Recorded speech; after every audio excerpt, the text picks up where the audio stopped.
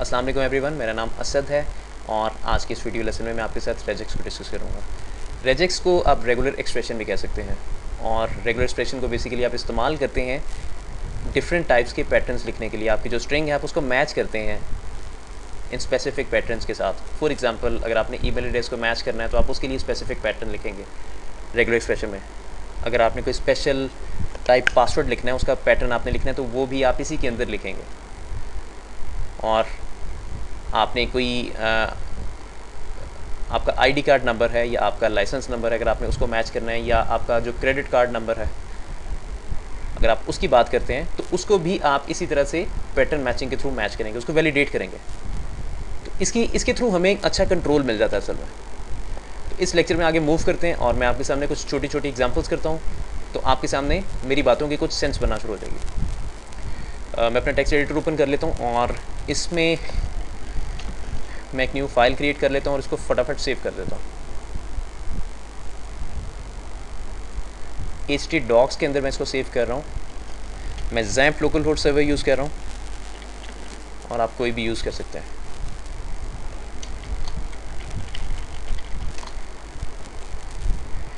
index.php इसके साथ ही मैं ब्राउज़र भी ओपन कर लेता हूँ ताकि एक साइड पे आपको ब्राउज़र नज़र आ जाएगा और दूसरी साइड पे आपको मेरा टेक्स्ट एडिटर नज़र आ जाएगा। Local host regex. देखिए ब्राउज़र में अभी आपको कुछ नज़र नहीं आ रहा क्योंकि मैंने यहाँ पे कोड लिखना शुरू नहीं किया। ओके, तो यहाँ पे ये जो टॉपिक है रेगुलर एक्सप्रेशन का, इसको स्टार्ट करने से पहले मैं आपको W3 स्कूल पे लिए चलता हूँ। वहाँ पे जाने का मतलब ये है कि यहाँ पे जो इन्फॉर्मेशन अवेलेबल है वो बहुत आसान वर्ड्स में लिखी हुई है। तो जितने लोग जो बिल्कुल बेसिक लेवल पे हैं, जो कि फॉर्मल इन्फॉर्मेशन को अंडरस्टैंड नहीं कर सकते हैं, तो उनके लिए आसानी है, वो यहाँ पे आके इसको रीड करें, वो इजीली इसको अंडरस्टैंड कर लेंगे। तो यहाँ पे आने का मेरा मकसद ये है।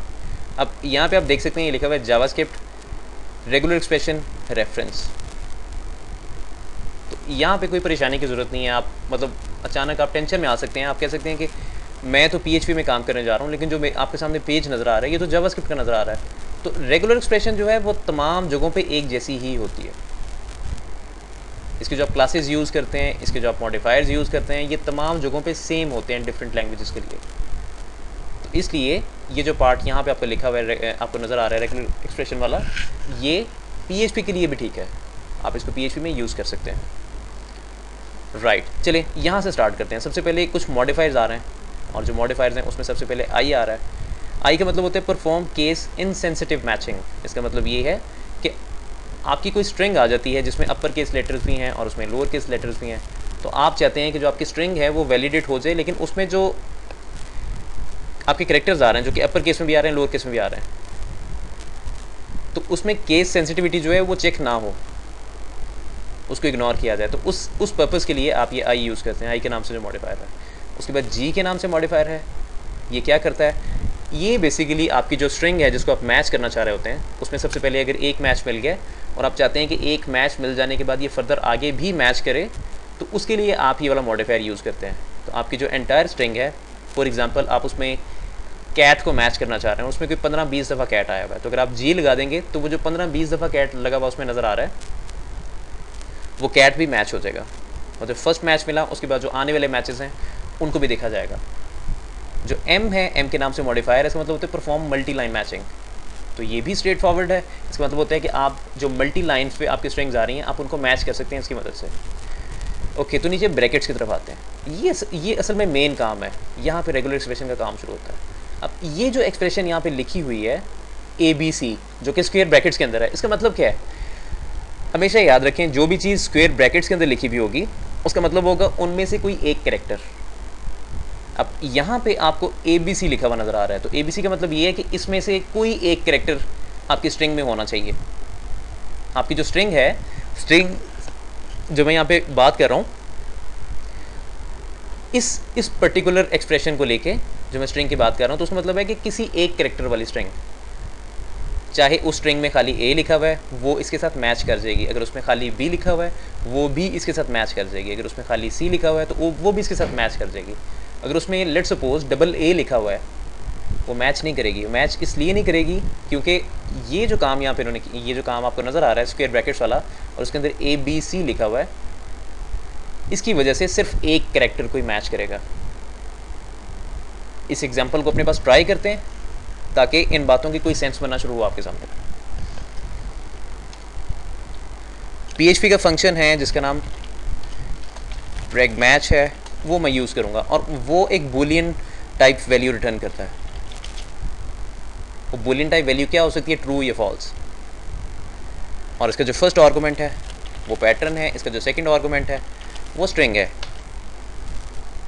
जिस स्ट्रिंग को आप मैच करना चाह रहे होते हैं ये वो स्ट्रिंग है।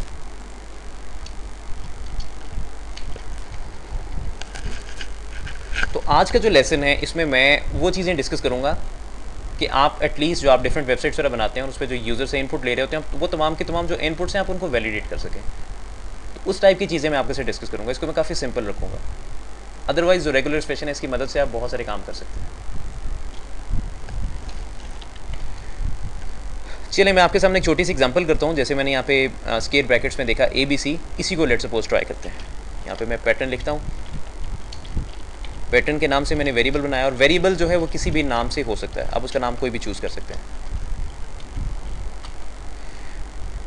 फॉरवर्ड स्लैश, जो फर्स्ट फॉरवर्ड स्लैश है उसके बाद कैरेट का साइन और जो लास्ट वाला फॉरवर्ड स्लैश है उससे पहले डॉलर का साइन।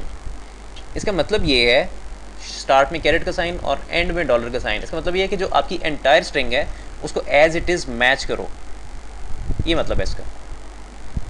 और आपकी जो रेगुलर एक्सप्रेशन आएगी वो यहाँ पे आएगी, इस पार्ट में, इसके दरमियान में। ओके, तो यहाँ पे मैं जो एग्जांपल पीछे देखी मैं उसी को करता हूँ, ABC। तो मैंने कहा था कि इसमें से कोई एक कैरेक्टर मैच करेगा, एक से ज़्यादा मैच नहीं करेंगे। स्ट्रिंग इक्वल्स टू A, क्या ये स्ट्रिंग मैच करेगी? यस, ये मैच करेगी क्योंकि A इसके अंदर अवेलेबल है ऊपर। क्या ये स्ट्रिंग मैच करेगी AA? नहीं, ये बिल्कुल भी मैच नहीं करेगी। जो ऊपर एक्सप्रेशन लिखी हुई है उसका मतलब ये है कि कोई एक कैरेक्टर मैच करना चाहिए, एक से ज़्यादा कैरेक्टर्स मैच नहीं होंगे, इसलिए ये स्ट्रिंग मैच नहीं करेगी। इसको ट्राई करते हैं।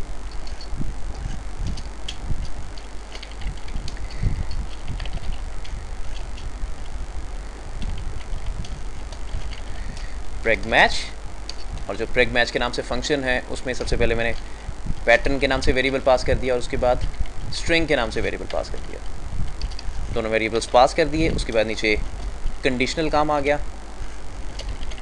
अगर तो ये फंक्शन ऊपर वाला ट्रू रिटर्न करता है तो मैच्ड के अंदर ट्रू आ जाएगा और ये जो इफ़ कंडीशन है ये ट्रू हो जाएगी। तो इसका मतलब ये है कि स्ट्रिंग मैच कर गई, मैच्ड।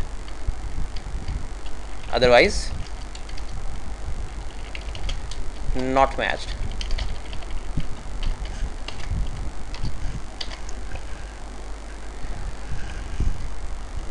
पेज रिफ्रेश करता हूँ और ये देखिए मैच्ड।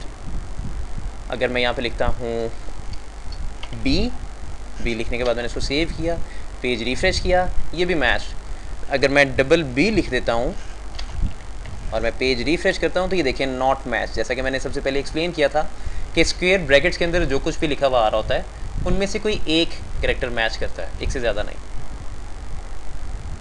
अगर मैं यहाँ पे एक सिंगल C लिखता हूँ वो भी मैच कर देगा क्योंकि वो जो सिंगल C है ऊपर ब्रैकेट्स में अवेलेबल है। ये देखें,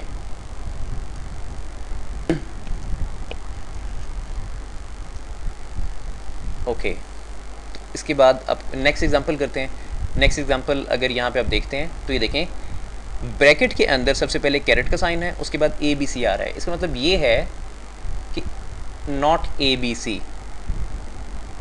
ABC के अलावा बाकी के जो कैरेक्टर्स हैं वो एक्सेप्टेबल हैं, लेकिन ABC एक्सेप्टेबल नहीं है। इसका ये मतलब है ABC इन तीनों कैरेक्टर्स में से कोई भी कैरेक्टर एक्सेप्टेबल नहीं है। ये देखिए इसके आगे लिखा हुआ find any character not between the brackets.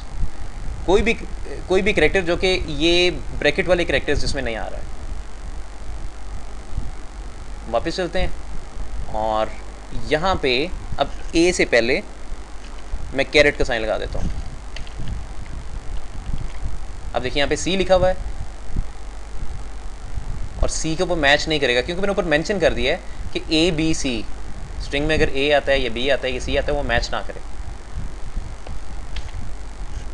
Refresh, और ये देखें नॉट मैच्ड। अब ABC के बाद आगे D है, D यहाँ पे नहीं आ रहा, इसका मतलब है कि D अगर मैं लिखता हूँ स्ट्रिंग पे तो वो मैच कर जाएगा, क्योंकि D ऊपर नहीं आ रहा। ऊपर लिखा हुआ है कि ABC, इनमें से कोई भी एक कैरेक्टर आता है तो वो मैच नहीं होगा। मैं नीचे आके D लिखता हूँ, रिफ्रेश, और ये देखें मैच्ड। मैं यहाँ पे E लिखता हूँ, वो भी मैच कर जाएगा। अगर मैं यहाँ पे कोई डबल कैरेक्टर लिख देता हूँ, यानी कि E लिखा, E के बाद फिर मैंने E लिख दिया, वो मैच नहीं करेगा, नॉट मैच्ड, तो एरर आ जाएगा। तो मुझे उम्मीद है कि इतनी बातें सुन लेने के बाद, इतना काम देख लेने के बाद कोई सेंस बनना शुरू हो गई मेरी बातों की। ओके, मैं फिर से वापस चलता हूँ W3 स्कूल्स वाली वेबसाइट पे, और अब यहाँ पे देखें इसका क्या मतलब है। ब्रैकेट्स के अंदर 0-9 लिखा हुआ है, इसका मतलब है कोई भी नंबर 0 से लेकर 9 तक, आप ऐसे रेंज भी डिफाइन कर सकते हैं। इस रेंज पे जाने से पहले मैं अगर यहाँ पे आता हूँ, तो अगर मैं कहता हूँ कि A से लेके Z तक कैरेक्टर्स, तो मैं ऐसे लिख सकता हूँ A to Z। अब A to Z का मतलब है कि A से लेके Z तक जितने भी कैरेक्टर हैं उनका कोई सिंगल कैरेक्टर अगर नीचे स्ट्रिंग में आ जाता है तो वो मैच करेगा। A से लेके Z तक कोई सिंगल कैरेक्टर स्ट्रिंग में आता है तो मैच कर जाएगा। अब मैं यहाँ पे लिखता हूँ E, तो ये E मैच करेगा क्योंकि ये A से लेके Z के दरमियान में आ रहा है एक सिंगल कैरेक्टर। ये देखिए मैच कर गया। और अगर मैं डबल E लिख देता हूँ तो मैच नहीं करेगा, क्योंकि ब्रैकेट्स का मतलब होता है कि सिंगल कैरेक्टर मैच करे बस। राइट, तो उसके बाद हमने देखा था 0-9। तो 0-9 का मतलब ये है 0 से लेके 9 तक कोई एक नंबर, अगर वो कोई एक नंबर आ जाता है तो वो मैच कर जाएगा। मैं यहाँ पे लिखता हूँ 1, इसको मैच करते हैं, और ये देखें मैच्ड, 1 मैच कर गया। अब मैं 1 को स्ट्रिंग बना देता हूँ, वो फिर भी मैच करेगा। ये देखें फिर भी मैच कर रहा है। अगर मैं यहाँ पे 9 लिख देता हूँ तो 9 भी मैच कर जाएगा, ये देखें। और अगर मैं 9-1 लिख देता हूँ तो 9-1 मैच नहीं करेगा, क्योंकि जो एक सिंगल कैरेक्टर वाली स्ट्रिंग है वो मैच होगी इसकी वजह से, डबल कैरेक्टर वाली नहीं, ये एक से ज़्यादा कैरेक्टर्स वाली नहीं। ये देखिए नॉट मैच्ड। W3 स्कूल की वेबसाइट पे चलते हैं, और ये सेम एग्जांपल है जो ऑलरेडी ऊपर हम लोग ABC वाली कर चुके हैं, नॉट 0-9, यानी कि 0 से लेकर 9 तक कोई भी नंबर नहीं आएगा। ओके, तो अब यहाँ पे क्या काम हो रहा है। यहाँ पे हो रहा है आपने कुछ भी लिखा हुआ है, x भी कुछ हो सकता है, y भी कुछ हो सकता है। तो आपका x या y जो भी है इनमें से एक मैच मिलेगा। ये जो बीच में पाइप का साइन आपको नज़र आ रहा है, ये जो स्ट्रेट लाइन आपको नज़र, इसे पाइप का साइन भी कहते हैं, और इसको और का साइन भी कहते हैं। इसका मतलब है x और y, x या y। और ये जो ब्रैकेट्स हैं, अगर आप ब्रैकेट्स को नोट करते हैं तो ये स्क्वायर ब्रैकेट्स नहीं है, ये पैरेंथेसिस हैं। अब इसको भी ट्राई करते हैं।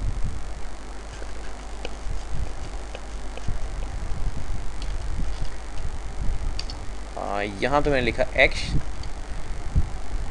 और y, सेम एग्जांपल मैं कर रहा हूँ, और यहाँ पे मैंने लिखा x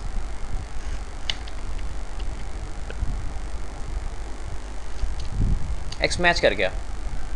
मैंने यहाँ पे लिखा y, इस लाइन का मतलब है x या y।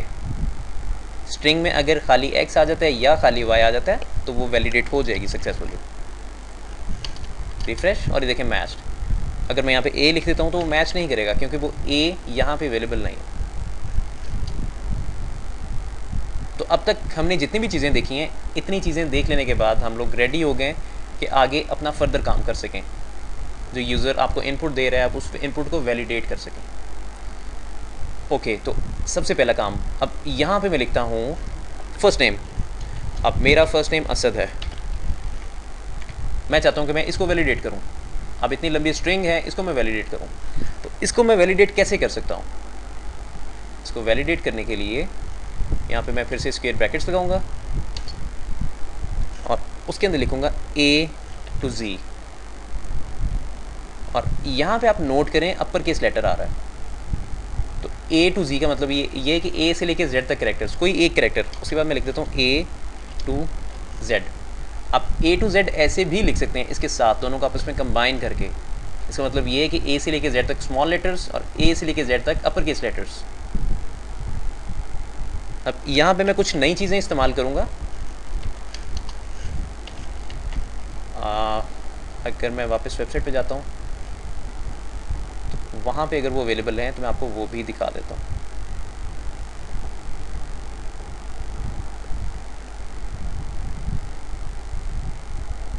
ये देखें, ये बेसिकली क्वांटिफायर्स हैं। क्वांटिफायर ये देखें प्लस लिखा हुआ है एन, और एन के आगे प्लस लिखा हुआ है। इसका मतलब ये है कि एन जो है वो कम अज़ कम एक दफ़ा आएगा और एक दफ़ा ज़्यादा दफ़ा भी आ सकता है, वन और मोर। इसका मतलब प्लस का मतलब होता है वन और मोर। किसी भी चीज़ की एग्जिस्टेंस को अगर आप लेते हैं तो वन और मोर टाइम्स। नीचे एस्ट्रिक है, अगर आप एस्ट्रिक की बात करते हैं तो उसका मतलब होता है ज़ीरो और मोर टाइम्स। अगर मैं वापस जाता हूँ और ये क्वांटिफायर्स को यहाँ पे लिखता हूँ, मैं यहाँ पे प्लस लिख देता हूँ। तो प्लस का मतलब है कि ये जो कैरेक्टर्स हैं इनमें से या तो एक कैरेक्टर आ सकता है या एक से ज़्यादा कैरेक्टर्स आ सकते हैं। ये जो ऊपर मैंने सेट डिफाइन किया हुआ है कैरेक्टर्स का स्क्वायर ब्रैकेट्स के अंदर, उसके आगे मैंने प्लस लगा दिया। तो प्लस का मतलब ये है कि इनमें से कोई एक कैरेक्टर भी आ सकता है, वो भी एक्सेप्टेबल है, एक से ज़्यादा कैरेक्टर्स भी आ सकते हैं, वो भी एक्सेप्टेबल है। तो इसका मतलब ये हुआ कि जो मैंने नीचे असद लिखा हुआ है ये स्ट्रिंग वैलिड हो जाएगी। रिफ्रेश, और ये देखें मैच कर गई है। वो लोग जो अभी बिल्कुल इनिशियल लेवल पे हैं और वो मेरा ये लेसन देख रहे हैं, उनको थोड़ी सी ज़्यादा प्रैक्टिस करना पड़ेगी। थोड़ी सी ज़्यादा प्रैक्टिस करेंगे तो चीज़ें उनको क्लियर होंगी, अदरवाइज़ उनको चीज़ें क्लियर नहीं होंगी। और जो इंटरमीडिएट लेवल के डेवलपर्स हैं उनको ये चीज़ें आसानी से समझ में आ जाएंगी अगर तो ये काम पहले करते रहें। राइट, तो अब यहाँ पे जैसा कि मैंने प्लस के साइन की बात की, इसका मतलब होता है वन और मोर। किसी भी चीज़ की एग्जिस्टेंस की अगर आप बात करते हैं तो उस एग्जिस्टेंस को लेते हुए वन और मोर टाइम्स। अब यहाँ पे मैं अगर असद को रिमूव कर देता हूँ, ये स्ट्रिंग को एम्प्टी छोड़ देता हूँ, तो इस केस में क्या होगा? अब प्लस का मतलब है वन और मोर कैरेक्टर्स, यहाँ पे तो कोई कैरेक्टर अवेलेबल नहीं है, तो ये स्ट्रिंग भी फॉल्स, ये भी मैच नहीं करेगी, नॉट मैच में आ गई। और अगर मैं यहाँ पे लिख देता हूँ ए, तो ये मैच कर जाएगी। अगर मैं यहाँ पे कोई नंबर लिख देता हूँ तो नंबर मैच नहीं करेगा, क्योंकि ऊपर मैंने किसी भी जगह पे नंबर की बात नहीं की। Refresh, not match. ओके, तो अब यहाँ पे मैं एस्ट्रिक की बात करता हूँ जो कि मल्टीप्लाई का साइन है। मल्टीप्लाई का जो साइन है इसका मतलब होता है ज़ीरो और मोर। प्लस का मतलब होता है वन और मोर, एस्ट्रिक का मतलब होता है ज़ीरो और मोर। मैं यहाँ पे लिख देता हूँ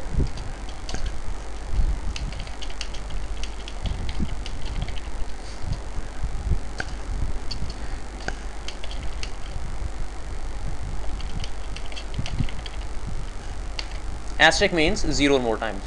तो ज़ीरो का मतलब है कि कुछ भी नहीं, एक दफ़ा भी नहीं। अगर मैं यहाँ से वन को हटा देता हूँ तो ये स्ट्रिंग मेरी ट्रू कंसिडर होगी। आई मीन ये सक्सेसफुली मैच करेगी ऊपर वाले पैटर्न के साथ। ये देखें मैच्ड। और अगर मैं इसमें कुछ लिख देता हूँ, फॉर एग्जांपल मैंने इस तरह से कुछ लिख दिया, ये भी मैच करेगी, सक्सेसफुली मैच कर गई। अगर मैं कोई नंबर लिख देता हूँ यहाँ पे तो नंबर मैच नहीं करेगा। इसकी रीज़न ये है कि ऊपर जस्ट मैं ABC की बात कर रहा हूँ। ये देखें, नॉट मैच्ड।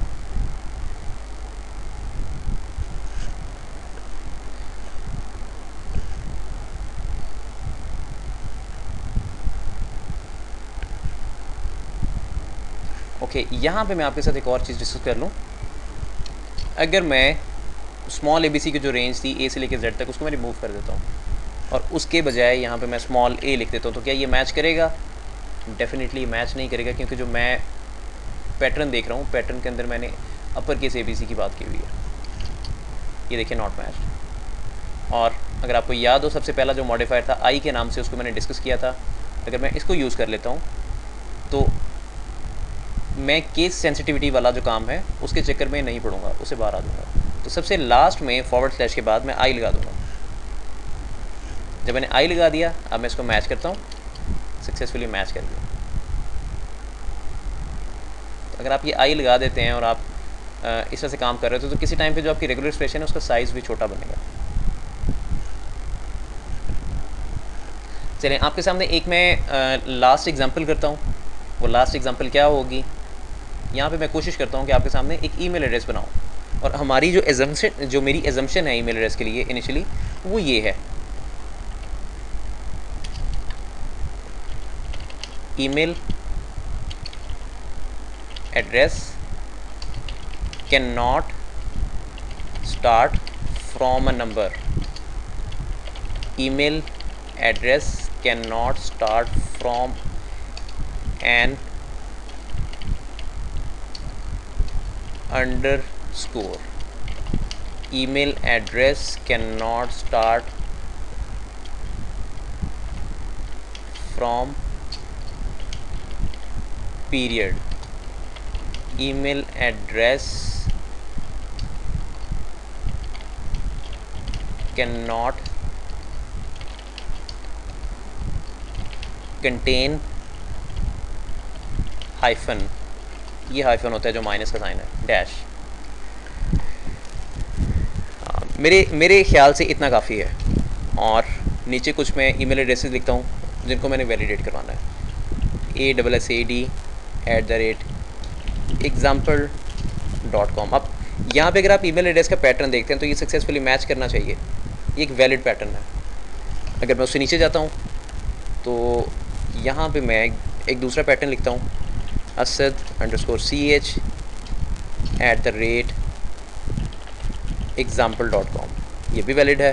उसके बाद मैं लिखता हूँ asad444@example.com। तो एग्जाम्पल की जगह पे कुछ भी आ सकता है, ये डोमेन नेम है असल में, यहाँ पे कुछ भी आ सकता है। तो इसके मुताबिक आप रेगुलर एक्सप्रेशन लिख सकते हैं। ओके, अब ये जो ईमेल एड्रेस है इससे रिलेटेड नीचे रेगुलर एक्सप्रेशन लिखते हैं। इसको मैं इनिशियली रिमूव करता हूँ, हैशटैग को भी रिमूव करता हूँ, आई को लिखा रहने देता हूँ। अब जो पहला पार्ट है यहाँ पे देखें, जो ईमेल एड्रेस है जब भी वो स्टार्ट होगा हमेशा कैरेक्टर से शुरू होगा। तो कैरेक्टर्स के लिए यहाँ पे मैं ब्रैकेट्स लगाता हूँ और यहाँ पे लिख देता हूँ A to Z। अब यहाँ पे मैंने स्मॉल लेटर्स में A to Z लिखा है, अगर आप आगे नोट करें तो आगे I भी लिखा हुआ है। तो इसका मतलब है कि यहाँ पे मुझे अपर केस में A to Z इसके साथ लिखने की ज़रूरत नहीं है, क्योंकि ये वाला पार्ट अब केस सेंसिटिव नहीं है। बेशक आप अपर केस में लिखते हैं, बेशक आप लोअर केस में लिखते हैं, तो इसकी वजह से, आई की वजह से ये केस सेंसिटिव नहीं रहा। अब ए से लेके जेड तक, इसका मतलब है कि कोई एक कैरेक्टर ए से लेके जेड तक, तो मैं चाहता हूँ कि एक से ज़्यादा कैरेक्टर्स आएँ, तो मैं इसके आगे प्लस का साइन लगा देता हूँ, एक या एक से ज़्यादा कैरेक्टर्स आएँ। ओके, तो इतना काम हो गया। अब फॉर एग्जांपल मैं इसको अगर स्ट्रिंग देता हूँ असद के नाम से, तो ये सक्सेसफुली मैच करेगी। इसको हम लोग पहले ट्राई कर चुके हैं। अब अगला पार्ट है, इसके बाद आगे अंडरस्कोर भी आ सकता है, इसके बाद आगे डॉट भी आ सकता है, इसके बाद आगे नंबर भी आ सकता है। तो अब जो अंडरस्कोर वाला पार्ट है उसको देख लेते हैं। अंडरस्कोर और ये जो स्ट्रेट लाइन आपको नज़र आ रही है ये और की होती है, इसका मतलब होता है और। उसके बाद बैकवर्ड स्लैश डॉट। जब भी आप डॉट को मैच कर रहे होते हैं तो उससे पहले आपको बैकवर्ड स्लैश लगाना पड़ता है। तो ये जो मैंने काम इतना किया है, इसका मतलब ये है कि जो मेरा जो ईमेल एड्रेस है उसमें लाजमी या तो अंडरस्कोर आएगा या डॉट आएगा। अगर मैं इसको ट्राई करता हूँ तो ये देखें नॉट मैच पे आ गई। तो अगर तो मैं असद के आगे डॉट लगा देता हूँ तो देखिए मैच कर गई, और अगर मैं असद के आगे अंडरस्कोर लगा देता हूँ तो भी मैच कर गई। यानी कि हम यहाँ तक आ गए, इस जगह तक। अब जो अगला पार्ट है उसमें नंबर्स भी आ सकते हैं, उसमें कैरेक्टर्स भी आ सकते हैं। अब मैं उसके लिए क्या करूँगा, जो काम मैंने पहले किया था A to Z वाला, A to Z। अब यहाँ पे नंबर्स भी आ सकते हैं, 0 to 9। अब यहाँ पे अंडरस्कोर्स भी आ सकते हैं, मैं इसके अंदर अंडरस्कोर भी लिख दूँगा, डॉट भी आ सकते हैं। बल्कि लेट सपोज मैं कहता हूँ कि डॉट नहीं आ सकते, अंडरस्कोर आ सकते हैं, तो मैंने यहाँ पे अंडरस्कोर भी लिख दिया। उसके बाद मैं फिर आगे प्लस लगा देता हूँ।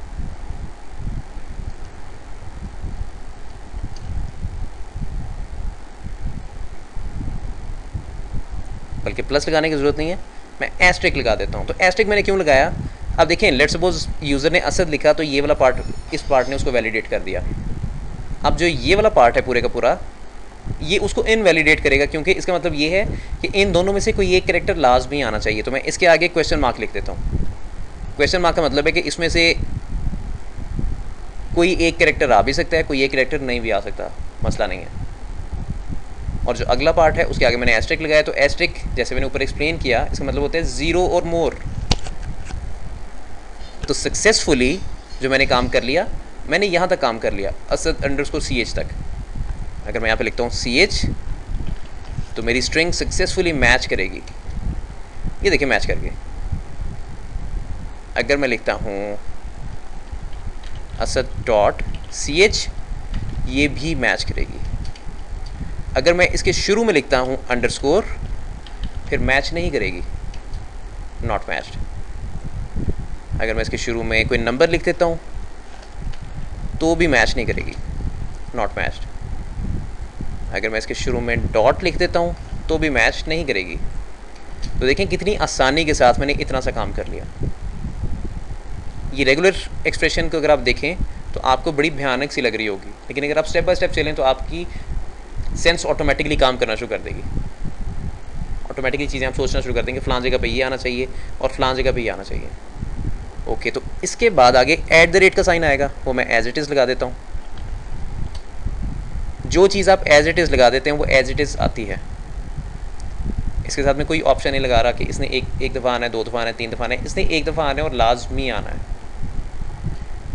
अगर अब मैं अपनी स्ट्रिंग जो है इसको मैच करता हूँ, सारा कुछ रिमूव करके, तो ये मैच नहीं करेगी क्योंकि इसमें @ का साइन नहीं आ रहा।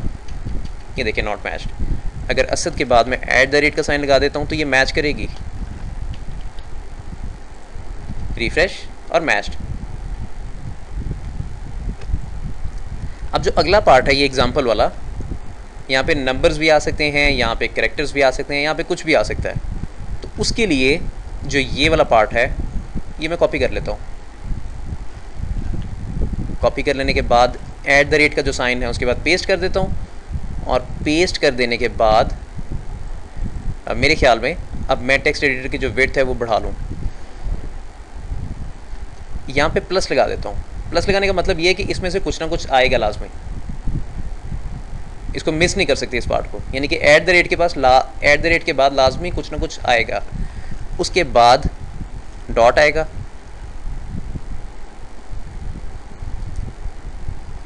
और डॉट के बाद कुछ भी आ सकता है,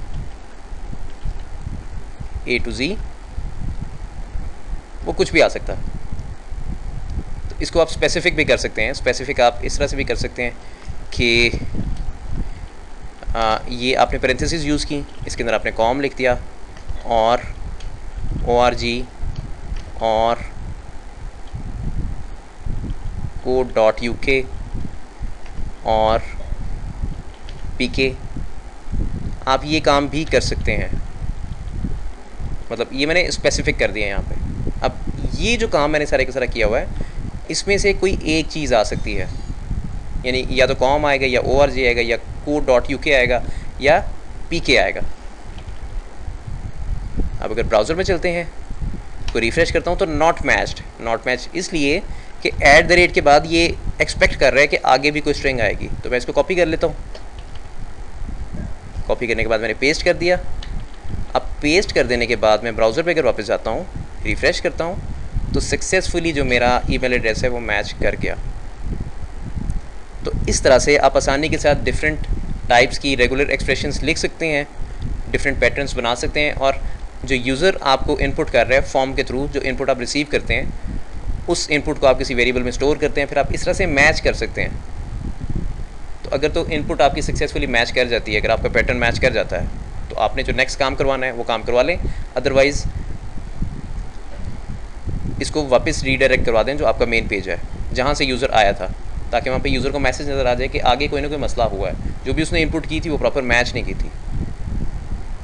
ओके, तो उम्मीद है कि ये लेक्चर आपको अच्छा लगेगा, आपको चीज़ें भी अच्छे तरीके से समझ आएंगी, और अगर आपको समझ नहीं आती हैं तो आप मुझसे क्वेश्चंस कर सकते हैं, और जिस जगह पे आप स्टक होंगे मैं आपकी इंशाल्लाह ताला हेल्प करूँगा। ओके देन, मैं आपके साथ जो नेक्स्ट लेक्चर है उसमें इंशाल्लाह ताला मुलाकात करूँगा। तब तक के लिए इजाज़त, अल्लाह हाफ़िज़।